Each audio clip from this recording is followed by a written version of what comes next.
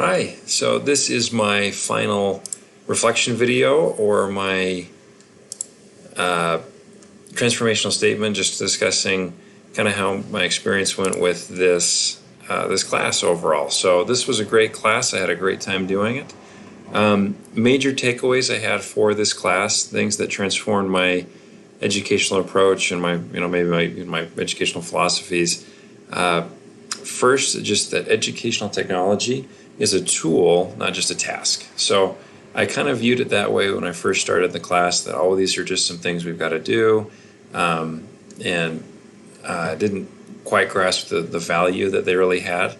But as I went through and used these tools in my classroom, I found that the effect that it had on my classroom changed my perception of them. So, for example, the three major lessons I learned, or that I feel that were the greatest takeaways for me, were that educational technology enhances 21st century learning, it increases engagement, and it saves a lot of time.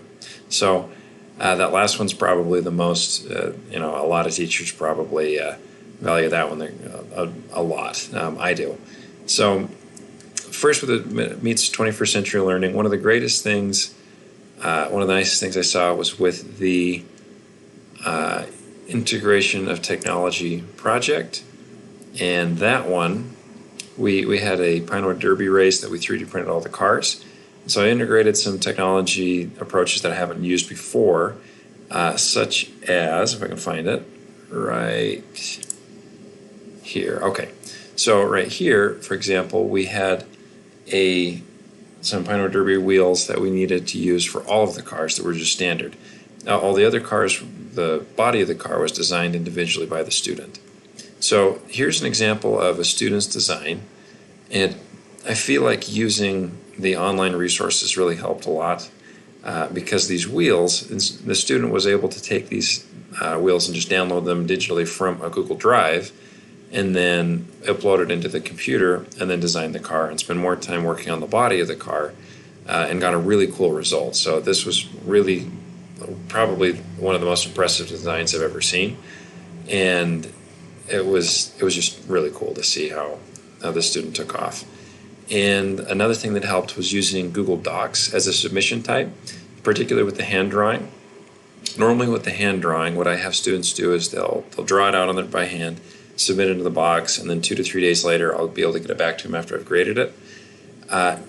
However, I realized this caused a bottleneck where students would be waiting on their sketches to be graded so that they can go ahead and start modeling their cars. And they ended up having just to kind of wait on me. So having them take a picture of their designs, submit it as a Google Doc or on a Google Doc, and then submit that document to me, I was able to grade it while they were able to keep their hard copy and then continue working uninterrupted. So it made some really cool results there. It saved me time and it saved the students time as well. Additionally, what was nice is students were able to use these drives to share parts with each other. So if someone modeled something that was not necessarily a major part of the design, but they wanted to be able to share it, they're able to have a community, make an online community where they could share parts with each other and collaborate to build their designs. So another area that was awesome was using flipped classrooms or hyperdocs. So I used that for both the mousetrap cars and for the flipped classroom with the projectile motion or Angry Birds in real life. That's an awesome activity that we do every year. And both of those are normally preceded by a lecture or something that we do all together, and it kind of burns the full day that could be spent working. So instead, having students come prepared was a great way to really minimize the time that I had to spend teaching. I only had to teach it once, and if they missed it, I could just say, hey, go check out the video, and then that'll fill you in. So I was able to be in more than one place at once, which was awesome. And that was critical, especially for the tutorial videos. The car project, the 3D Derby, required 4 different submissions, and each one of them had a lot of steps in it. There was really no way I could have them just tell it once and then just expect them to remember it all. So having the lesson recorded beforehand was a great way, so I could give the lecture, and then if I had students who wanted to go at their own pace, they could put on their headphones and they could just watch and follow along with the video instead. Also, students who missed class or students who maybe didn't catch everything the first time around were able to go through and read these or watch the videos.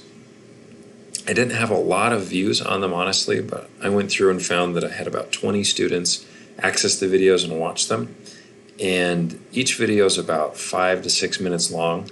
So if you multiply that, I get pretty much an entire class period that it saved me from having to go around and reteach the same thing over and over again, which honestly, no teacher likes to teach the same thing over and over again, especially when it's something this large and this complicated. So it was a great way to save me time and to help students develop some independence and to be able to use the resources that I've provided. And so it was a great opportunity in that sense. So major lessons with that, with engagement as well. There was another one that I used, an AirPod, and that one that was a great one because students were able to go on and get a lecture that I would normally give, but they received it from a NASA engineer who talked about the Mars rover and the engineering design process and how all of that parallels with what we learned in school. So the best part about that, it has some great engaging questions. So as the students would watch, they'd stop, answer a question, and then move on. And it did it all very efficiently, quickly, and the subject matter was interesting, and it came from a real-world professional. I thought was really cool. So bottom line for me was that, kind of this last line in here, that I'm totally rediscovering how fun it can be to try and experiment and just to kind of goof around with these cool tech tools that we have. And, sometimes it didn't run perfectly, but it's kind of fun to make those mistakes. Overall, I experienced way more success than frustration.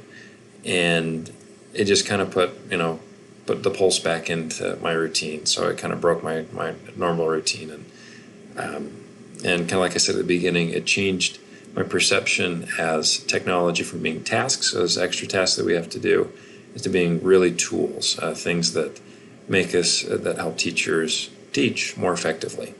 So overall, it's been a great class. I really enjoyed it, and thank you for watching, and thank you for all your support, and I'll see you later.